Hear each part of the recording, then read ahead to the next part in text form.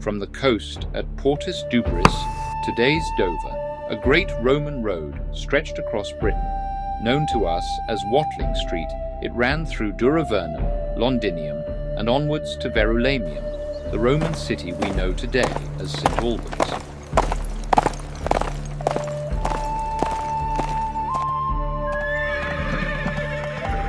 Please proceed straight ahead for 70 Mille Passuum.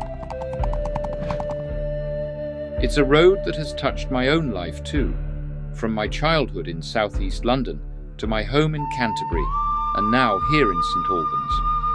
Long before Rome, the Verulamium tribe lived here by the river Ver. Their settlement was called Verulamium, perhaps meaning above the marsh, or honouring a riverbed. When Rome arrived, the name was Latinized, Verulamium.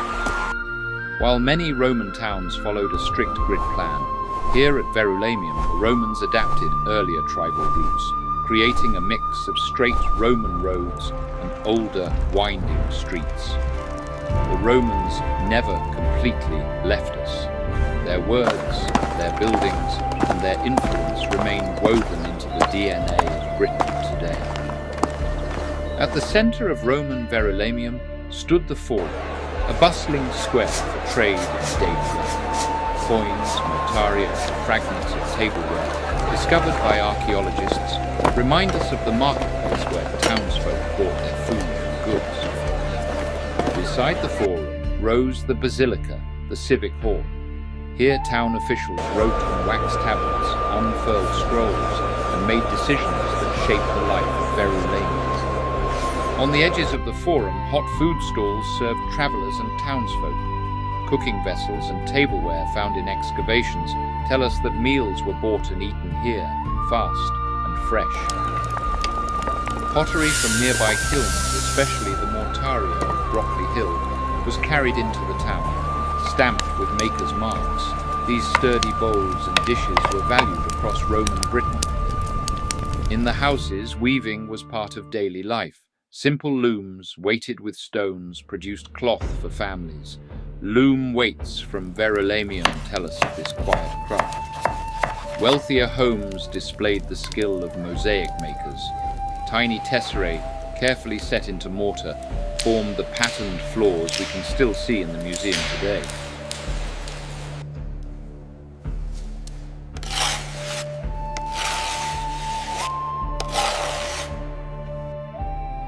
Public baths stood at the heart of social life. With heated floors, steam and flowing water, they were places to bathe, to talk, and to relax together.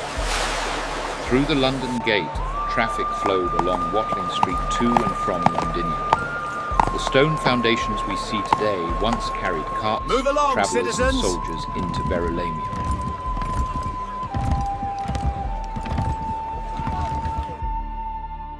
Roman roads were engineered to last, but they still needed constant repair.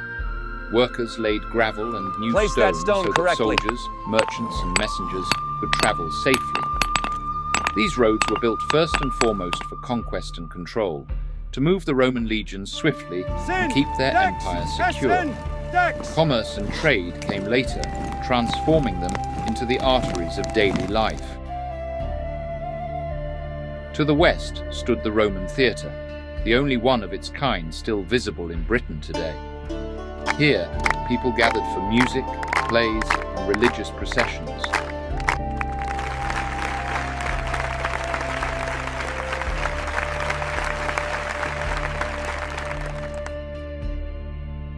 Evenings were for leisure, playing games with stones, sharing bread and fish, drinking wine. Simple pastimes that remind us of how close the Romans were to our own daily lives. But in AD 60 came disaster. Queen Boudicca of the Iceni rebelled. She burned Colchester, London, and Verulamium to the ground. The town was destroyed by fire. Beneath St Albans today, archaeologists still find the red ash of that terrible day.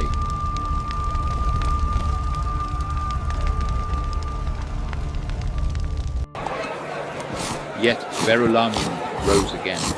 The streets filled with life, markets thrived, children played, citizens drank wine and enjoyed games, long after the smoke of rebellion cleared. Verulamium thrived for over 300 years, until fire and the decline of Roman rule left much in ruins. Yet the mosaics, walls and artifacts that survive give us glimpses into the everyday lives of its citizens. This is the story of Verulamium, the Roman city that still speaks to us in the heart of St Albans.